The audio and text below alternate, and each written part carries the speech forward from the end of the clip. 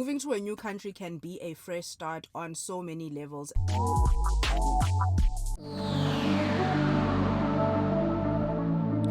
Now tell me, how many of you actually negotiated the very first job offer you ever had after your studies? Did you negotiate? Let me know in the comments. If you didn't, let me know in the comments. And I am curious to know, if you didn't negotiate, why didn't you negotiate? If you did negotiate, is it something that you heard maybe from a mentor or a family member or a friend? But where did you get the idea and thought that as a fresh graduate, you could negotiate your salary? Because I did not negotiate. And the reason I didn't negotiate was because I didn't know I could.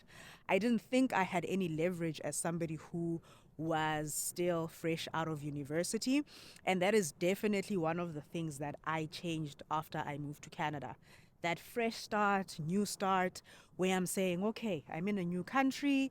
Yes, I have my work experience, so it's not exactly the same as being a fresh graduate. But even as somebody who is fresh out of university, you can negotiate your salary. That's something I didn't know and something that I personally did differently.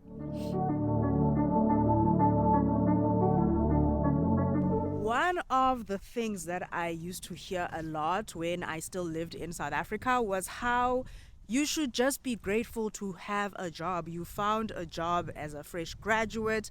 It didn't take you a super long time. So you should just be grateful. Like, nobody is thinking with this high unemployment rate, you should be negotiating your salary. And when I look at my situation specifically, I was someone who had found a job abroad.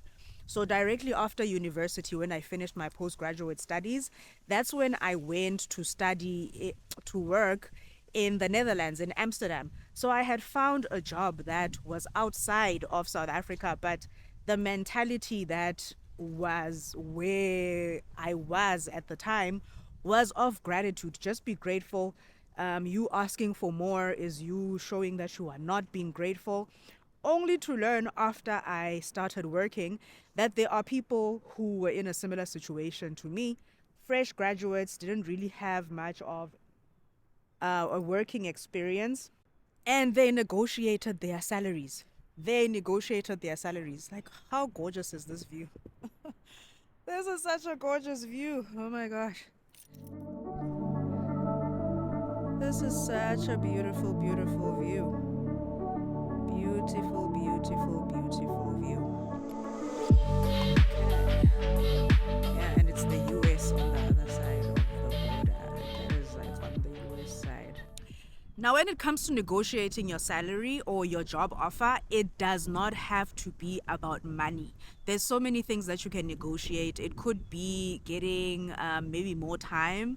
You're asking for more PTO, that's personal time off or leave, depending on which part of the world you are watching from. One of the other things that I have negotiated for since moving to Canada was having my health insurance kick off immediately. So some companies can tell you that you need to wait 3 months, maybe that probation period, before you can have coverage from a health insurance perspective. And one of the things I negotiated for was to have my coverage start immediately. And there's a number of things that you can use and justify to have something like that happen. And I do have a video that I created talking about how to negotiate a job offer that you can check out. I have linked it in the description of this video, so you can watch that video if you would like to hear a bit more about how to negotiate and the types of things that you can negotiate on a job offer. One of the other things that I did very differently when I moved to Canada and was getting what felt like a fresh start in life, a fresh start in doing a lot of things, was the car that I got. Now, I needed to get a car, and when I was still early in my career, buying the first car that I bought for myself, I got caught up in the excitement of qualifying for a luxury vehicle. Initially, when I was thinking about, okay, I need to get a car, what kind of a car am I getting? I had a plan, and my plan did not involve a luxury vehicle until I started shopping for a car. I got carried away. I honestly got carried away. I've spoken to a number of people who also bought luxury cars as their first vehicles after university. Some people bought them as their second cars, and after they switched, is when they are also like, maybe I shouldn't have come to this side of the world. The drive itself is an amazing experience that I honestly do not regret on that front, that I am aware of how some of these cars feel on the road when you're sitting in them, being able to take there's a number of benefits. There's a number of benefits, but from a financial standpoint, buying a luxury car was not a very good financial decision. And when I moved to Canada, that's one of the things that I personally changed and I did differently. And I am so happy. I'm almost 5 years into having the car that I got. And I used my move abroad as a fresh start to just get a car that is not breaking the bank for no reason. We will get to the luxury car at some point in life, but right now I have other priorities and things that I need to be focusing funds on, and buying a luxury car just isn't one of them. And it definitely was not one of them and shouldn't have been one of them when I was still a fresh graduate, but I let my excitement just get the better of me, and I've learned from those experiences. And I hope this can also reach someone who is early in their career before they make that decision. Just think about it. Do you really want to spend that much amount of money on a vehicle when you could be saving some of it, investing some of it? There's so many other things that you could be doing. And then when that money grows, you will likely get to a point where you can actually buy a luxury vehicle. One of the other mistakes that I made when I was early in career that I changed when I moved to Canada was the blinding loyalty that I had for a company that I worked for after university. I really put on blinders when it came to even entertaining conversations with other companies when recruiters would reach out to me. And I later on in life realized that I really limited my earning potential and even growth potential by not even entertaining those conversations to hear what those other companies were offering, what the growth trajectory could have looked like in those environments, because I was so loyal to this one company until an incident happened in the workplace that showed me that my loyalty really should be towards myself and my family, because company policies sometimes are so perfect on paper. So in theory, everything looks good. You're like, if something would happen in the workplace, they would have my back until the something happens and you're like, okay. In practice, these company policies are really not there for me. They are there for the company. And when you think about it, it makes sense because they are looking out for their best interests. And it makes sense as an employee to also look out for your best interests, because at the end of it all, the company wants to drive their revenue. They want to keep a good reputation for themselves, and they will do everything in their power to make sure that the business they have built is continuing to be a profitable one for them. And so that loyalty, when I looked at it back when I started working very early in career, compared to how I handled things in my career after I moved abroad to Canada, I did things quite differently.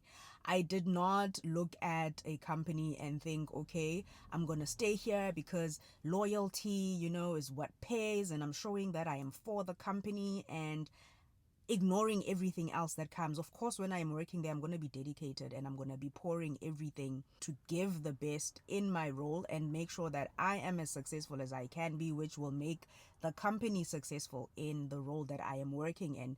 An example I can give is one of the companies I worked for here in Canada. I came in, I tried to negotiate my salary. They were like, nope, this is what we are offering. And I was like, okay, I need a foot in the door. I need to get my foot in the door, get some experience under my belt working in this new country. And you might have heard, if you are somebody who's looking to move to another country and you're looking at Canada as one of the options that you are considering, you might have heard that there's employers that care about Canadian experience, where they expect people who are coming from outside who are skilled already to have this Canadian experience if nobody wants to give it to them. it beats me. And I know that the government at this point has put measures in place to try and prevent employers from not hiring someone just because they don't have Canadian experience. But I don't know how they're actually going to implement that. But with that example, I was open. Like, I'm joining this company, but I know that I am going to be open to having conversations for my own growth and also from a financial standpoint, because I do think there's a lot of companies that will make it seem very bad for somebody to care about money, but they are also in business to make a profit. There's no company out there that is a for-profit company that is trying to pay you when it doesn't make sense to be hiring you as a resource. They hire you because there's an objective they are trying to meet, and you are going to help them meet that objective, and they want to do it in a way that is as profitable for them as possible. So it makes sense that even for yourself, when you are being loyal to a company, you should be making sure that it is within your own best interest and is helping you meet whatever your objectives are in life for yourself and for your family. So now, because my priority had shifted to focusing on myself, as much as I want to help companies reach their goals, their mission, and support the visions that they had, I put myself first, and that allowed me to increase my salary substantially. There's a point where I doubled the amount that I was making in such a short amount of time.